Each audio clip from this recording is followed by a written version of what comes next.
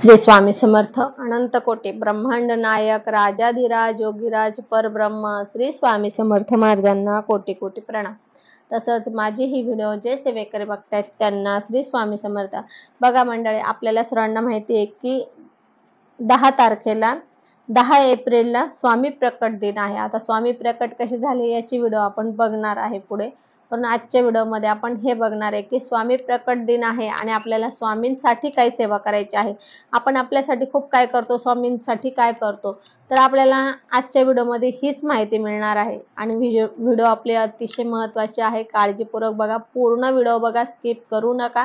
तर स्वामींसाठी आपण काय करू शकतो हे आपण आजच्या व्हिडिओत बघणार आहे।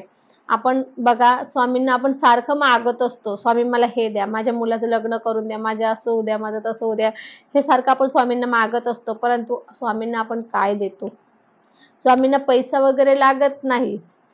स्वामींना तुमचा पैसा, तुमचे हे सगळं ऐश्वर्य स्वामींना काही लागत नाही। स्वामींना काय लागतं आणि ते स्वामींना तुम्ही देतात का?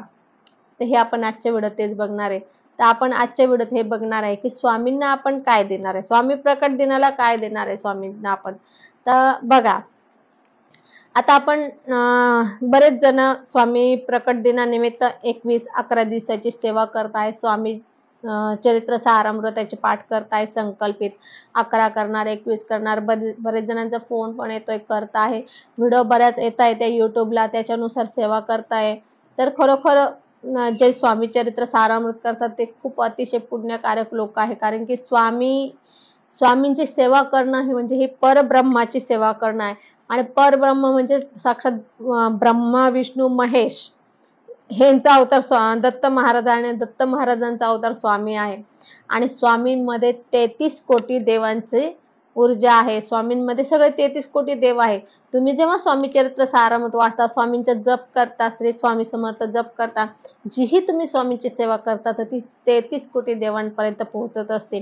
म्हणून आपल्याला स्वामी चरित्र सारामृत असेल किंवा स्वामींचा जप असेल, ही सेवा खूप महत्त्वाची आहे। तर आपण आजच्या व्हिडिओमध्ये ते बघू, काय आपण स्वामींसाठी काय करायचं। बघा, आता आपल्याकडे जर आपण एखाद्या बारशाला गेलो, कोणाचं बाळ बघायला गेलं, कोणी जास्त बघा बाळ बघितलं कोणाला, आपण त्याच्या हातात पैसे देतो, आपण तसं लगेच येत नाही, बरोबर आहे ना। आपण म्हणतो रिकाम्या हाताने कसं जायचं, बाळाला तसं रिकाम्या हाताने कसं घ्यायचं असं म्हणतो। पण आता स्वामींचं प्रकरण, कधी वाढदिवस असला कोणाचा, असं कार्यक्रमाला गेलो तर आपण ठेवतोच ना त्यांच्या हातात काहीतरी। तर आपल्याला स्वामींच्या प्रकट दिनानिमित्त आपल्याला सुद्धा असंच काहीतरी करायचं आहे। पैसे नाही लागत स्वामींना, आपल्याला त्यांच्यासाठी सेवा करायची आहे, स्वामींसाठी सेवा करायची। तर आपण बघा, आजची तारीख आहे 31 तारखेपासून आता राहिले 11 दिवस, स्वामी प्रकट दिनासाठी 11 दिवस राहिले। आणि आपण आजपासूनच स्वामींसाठी सेवा करण्याचा संकल्प करा। तर मग काय करायचं बघा, सकाळी आपल्याला मी तशी लवकर व्हिडिओ टाकेल, तुम्ही लवकर व्हिडिओ बघा किंवा दिवसभरात ती व्हिडिओ बघा। तर काय करायचं, स्वामींना दिवसभरात करा तुम्ही, काय प्रॉब्लेम नाही, कधी सेवा दिवसभरात कधी तुम्ही सेवा सुरू करू शकता।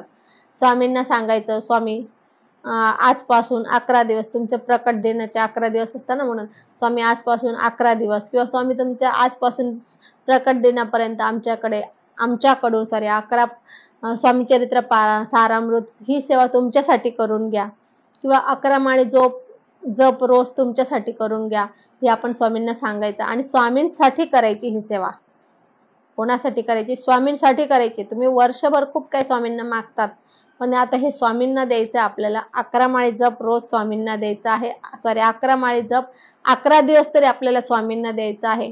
त्यानंतर आपण रोज 11 माळी जप केलं ना, आपल्यासाठी 11 माळी जप, एक माळ स्वामींसाठी जप करायची। रोज तुम्ही 11 माळी जप केलं का, एक माळ स्वामी तुमच्यासाठी, एक सेपरेट माळ करायची स्वामींसाठी, फक्त ते स्वामींसाठी करायची। तर आपल्याला ह्या आजपासून म्हणजे आज 31 तारीख आहे, 31 तारखेपासून आपल्याला तर 10 तारखेपर्यंत आपल्याला स्वामी प्रकट दिनापर्यंत 11 स्वामी चरित्र सारामृताचे पाठ करायचे, स्वामींसाठी करायचे आहे। किंवा रोज 11 माळी श्री स्वामी समर्थ जप स्वामींसाठी करायचे। ही सेवा आपल्याला त्यांच्यासाठी करायची आहे। म्हणजे कसं बघा, तुम्ही जेव्हा स्वामींसाठी कराल तर स्वामींना खूप आनंद होतो, आपल्याला त्यांना आनंद देण्यासाठी करायचं. आपल्याला तर स्वामी खूप काय देतात आणि आपला हा म्हणजे मानव असा जन्म आहे की त्याच्या अपेक्षा संपत नाही, त्याचे संकट संपत नाही, त्याच्या समस्या संपत नाही. एक गेलं की दुसरं उद्भवतं किंवा त्याच्या अपेक्षा पण संपत नाही. त्याचे बघा एक काम केलं का स्वामींनी लगेच दुसरं स्वामी स्वामी आता तुम्ही 108 स्वामी चरित्र सारामृत केले एखाद्या समस्येसाठी. स्वामीने ते काम केलं, लगेच वाटतं, अरे स्वामींनी माझं हे काम केलं. बरं ठीक आहे. दुसऱ्या कामासाठी आणखी 108 पाठ करतो. म्हणजे आपली लगेच अपेक्षा वाढते ना. परत तिसऱ्या कामासाठी आणखी. असे आपले कामं तर काही संपत नाही, आपल्या समस्या तर काही संपतच नाही. मग आपण त्याच्यासाठी करतो. म्हणजे हे त्याच्यासाठी करतो, आपल्याच समस्येसाठी आपण करतो ना ही सेवा. सांगा बरं. स्वामी आपल्याला देऊन देतात ना त्याचं, म्हणून आपण करतो. परंतु आपल्याला स्वामीसाठी काय करायचं आहे की नाही? आपलं पण काही कर्तव्य आहे स्वामींसाठी करणं. म्हणून आपण स्वामींसाठी हे प्रकट दिनानिमित्त स्वामींसाठी आपल्याला 11 स्वामीचरित्र सारामृत आणि किंवा आपण 11 माळे श्री स्वामी समर्थ जप रोज करा. 11 दिवस. परंतु त्याच्यानंतर आपल्याला रोज करायचंच आहे. असं नाही रोज स्वामीचरित्र सारामृत करायचं नाही किंवा रोज त्याच्यानंतर पाठ करायचे नाही.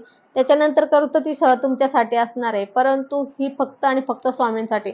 संकल्प करायचा स्वामी ही सेवा फक्त तुमच्यासाठी आहे. याची फलश्रुती मला नको. याचे सर्व तुम्हाला श्रेय द्या. असं म्हणून आपण ही संकल्पित सेवा 11 दिवसाची करायची आहे. त्यानंतर आता ज्यांना वाचता येत नाही त्यांनी फक्त जप करा. ज्यांना वाचता येतं त्यांनी जप करा, माळी जप करा, त्यानंतर वाचन करा. जे हे आपल्याकडनं होईल ते करा. असं नाही का खूपच तुम्ही करा, पण करा, काहीतरी करा.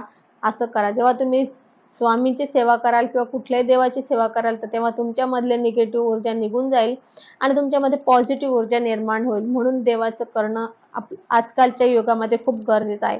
आणि आपण सर्व बघतोच आहे.